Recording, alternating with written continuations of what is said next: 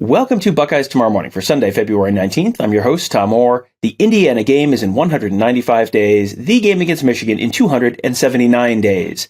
Today we're going to be talking to a guy whose job hasn't changed, except, oh boy, has his job changed. He is Mark Pantoni. He came to Ohio State as sort of the director of player personnel, handling a lot of the recruiting stuff. He came with Urban Meyer. He's been at Ohio State. His role has, he's still doing the same basic thing. But oh man, has what that role is in charge of, has that ever changed over the last few years? The transfer portal, NIL, Mark Pantoni is doing a whole different job than what he initially signed up for. So we're going to hear a bunch from him today. This was a really, really good conversation. He's someone we don't get to talk to very often, maybe once a year.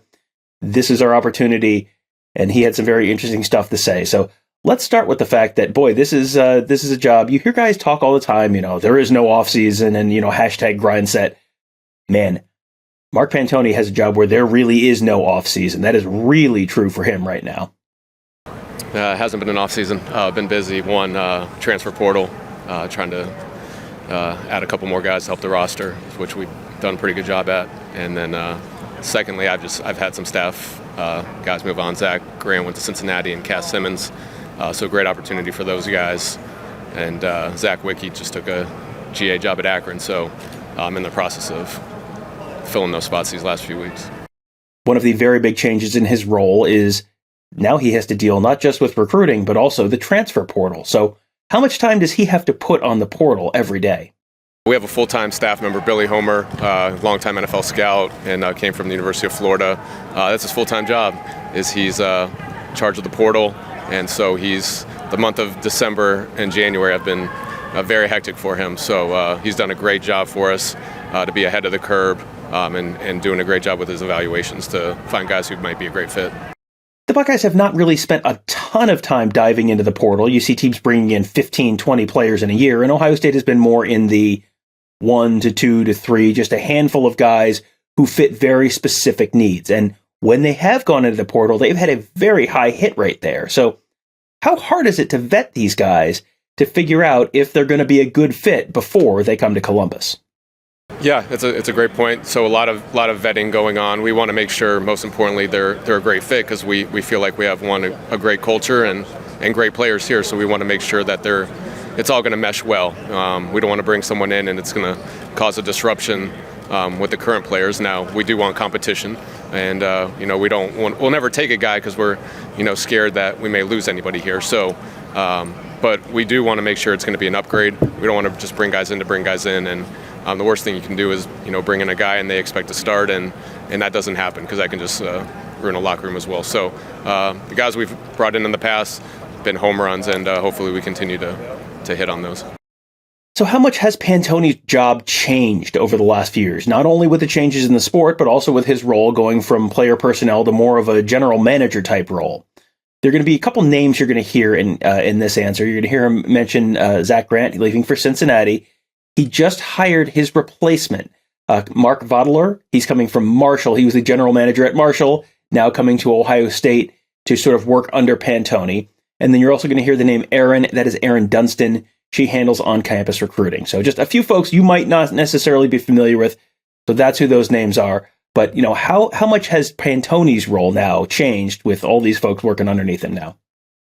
Yeah, the month of January has been hectic just with Zach leaving, and so I've been having to pick up his spot too. But, just as far as the overall role, Coach Dave, anybody watches Yellowstone, it's like my job now is to run the ranch, not necessarily work the ranch.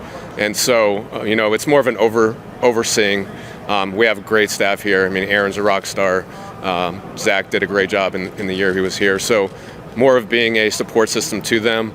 I've been trying to help out as much as I can in the NIL world of just with our current roster and taking some stuff off Coach Dave's plate during the season with that. So I'm always still going to be entrenched with the film evaluations, both on the high school and the college side, and really just being a support mechanism for Aaron with all the on-campus visits. Still kind of helping out with the creative team, being an asset to them. But really less in the weeds of the day-to-day communication with recruits and more taking the back seat of, just in the big picture role. How hard has it been for Pantoni to go from working the ranch to running the ranch, to let go of some of those things he used to do, especially when you know some of the folks who were working with you might end up leaving, and then you got to start all over again? How hard has that been? Like the way I came up in this profession, it was really a 1 or 2 person show. So in nowadays it's 10 or 11 people per staff. So I still have that in me where I'm not afraid to get my hands dirty, because that's the way I grew up, and so it'll always be a part of me. But at the same time, having 2 twins at home, and being a father and good husband, and having a lot on my plate as it is now with NIL, and it's not really recruiting 1 or 2 classes anymore. It's recruiting 3 or 4 at a time, and having those evaluations ready and having your eyes on those. So it takes a lot of time as well anyway. And so I have to do a good job delegating, or else I'll go crazy. Pantoni is something of a leader in the world of player personnel and general managers across college football. He's one of the better known, most respected, and most established guys in that business. So how is he working with others in that business to sort out maybe a future direction or a plan for how people should be handling NIL moving forward? It seems more of a venting session with each other. Everybody's kind of secretive about what they're doing specifically. Like I mentioned earlier, though, I think there's a lot of smart people in this profession.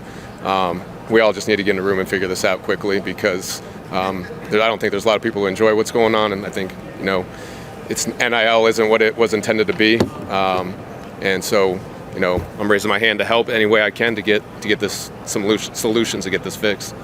Has the whole NIL world changed how they need to approach things in terms of recruiting? Here was his answer on that. Yeah, definitely a new mindset of how we're going to have to approach things during this time. So obviously way more heavy in Ohio and the Midwest. And then regionally, we're gonna do our best as we've always has, but we may have to pull out of some recruiting some guys nationally quicker than we have, if we know right away that NIL is going to be a main factor in the recruitments. It's just probably not something we're gonna end up being able to compete with, by choice as well. And is that something we want to bring into the locker room as well? So, those are the conversations we have, in this day. Among many of the other changes, has it changed how many guys they need to vet, or how they need to vet guys as they're figuring out who really is interested in Ohio State and who maybe is not going to be such a good fit? Yeah, obviously we're going to do our due diligence on everybody as usual, and then we just really have to do a better job vetting and seeing what's really important. We want kids, first of all, to want to come to Ohio State because of Ohio State and the great tradition, history of all the guys who've been here before them. And that number one thing that why we win, is that culture in that locker room. And so we can't do anything that's going to take away from that. You've heard him talk about what they want to see a player interested in and what they don't want to see a player interested in terms of like a primary driving force in their recruitment and what's going to end up ultimately making that decision. So how tough is that to figure that out? And is that something that sometimes changes partway through a recruitment? Yeah, it's conversations we have all the time, and just going through names and where we're at on guys and what's going to make this kid make his decision. Is it going to be NIL? Is it going to be development and brotherhood and culture and winning and all the great things this place has to offer, or is it going to be strictly because of money? And so those are the conversations we have. The worst thing we can do is waste a lot of time and effort on kids knowing that, and then you lose them at the end of the day. So we have those conversations daily of just the vetting process and gathering as much information as we can. All right, you've heard a lot of kind of bigger picture stuff for Pantoni, but what is his average day like? What does he do when he shows up at the Woody Hayes in the morning? Majority of the day is watching film, probably, during the season from 8 to 9 hours a day just watching film. Trying to, help the coaches any way we can as well, of just all the day-to-day operations, anything to get off Coach Day's plate. But most of my time is just the day-to-day upkeep of the board and watching film, and whether it's 24, 25s, and unfortunately now even 26s. So, how difficult has it been with all the things changing in the sport, NIL and play and the transfer portal? How difficult has it been to keep all those responsibilities balanced with all the things changing so quickly? Yeah, no, that's been huge. That's been a lot of time with Coach Day, and just the our current team and our current retention is what NIL is for. The guys that have, really earned their namesake through their play on the field, and now with their name, image, and likeness, they're able to capitalize on that. And I think at a place like Ohio State, 15th largest city, with the power of this brand and the fan base, our guys are cashing in right now because of that. So that's what it was meant to be, and we're glad that they're having that opportunity. You have probably not had to read too far between the lines on a lot of his answers on NIL and recruiting here to detect that there's probably a little bit of frustration there in terms of the fact that this has maybe not worked out exactly the way they were anticipating, and this is probably not NIL in its final form. So obviously there's frustration there for him. There's frustration there for a lot of other folks who are doing his job in a lot of other schools. But one thing that I think they are very happy with is how they've been able to use NIL to retain a lot of the guys who were already on the roster. Yeah, just being organized, that's luckily a strength of mine, is I think my organization. And like I mentioned, Billy Homer, that's his full-time role, is to handle the portal. So, as he's watching guys, he'll pass them on to me, just get a second set of eyes, and then he's doing a great job working with the coaches to, start that vetting process as we come across names.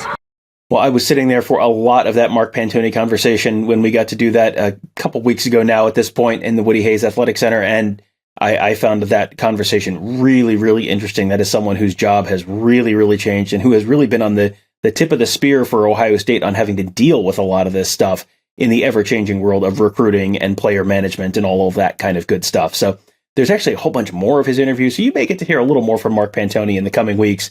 But this is, I figured this was a good amount to give you a few different storylines to think about, and a few different angles to the recruiting and the NIL and the player retention and all that kind of stuff that you maybe haven't gotten a chance to think about or hear from, because we don't get to hear from Mark Pantoni very often. So I hope you guys enjoyed that one.